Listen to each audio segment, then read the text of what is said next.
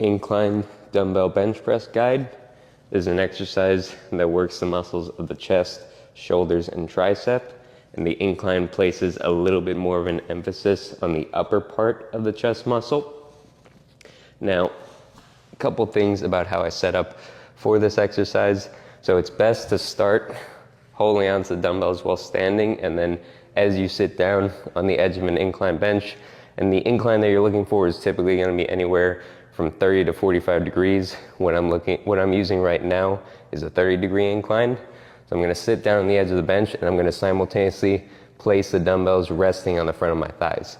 From here, I'm going to use the momentum of sitting back and kicking my knees up ever so slightly to help push the dumbbells up into position. So the dumbbells are directly in line with my chest here. My elbows are falling out to the side. I'm going to feel the stretch in my chest for a second and then press up, bring the dumbbells lightly together at the top and hold. From there, I'm going to repeat the motion, coming nice and slowly down, hold at the bottom, press up, hold at the top for a second. Now you can either have your palms facing forward the entire time, the way I'm showing here, or what I like to do typically is to have my palms facing forward at the top, but actually turn them in towards each other as I come down. I just find that makes it a little bit more comfortable to tuck my elbows nice and low. You could play around with it, see what feels best for you. Now the other thing to focus on when doing this exercise is we want to make sure our shoulders are staying down away from our ears and our shoulder blades are pinching back.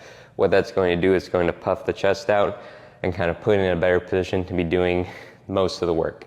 A lot of people will feel like their shoulders are working too much on this, or maybe it feels uncomfortable for their shoulders.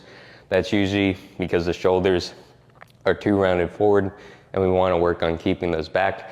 If I'm doing that properly, then when I get into position with the dumbbells on the bench, there should be a slight space in between my lower back and the bench. So my lower back should have a slight arch. It shouldn't be exaggerated. It shouldn't be like what you might see in powerlifting.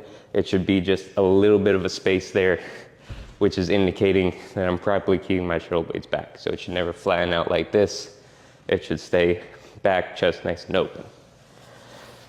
This is a great exercise to progress the weight on over time. You can get relatively heavy weight for whatever level you are at when doing this exercise, and the goal should be to increase that weight over time with good form and with good range of motion.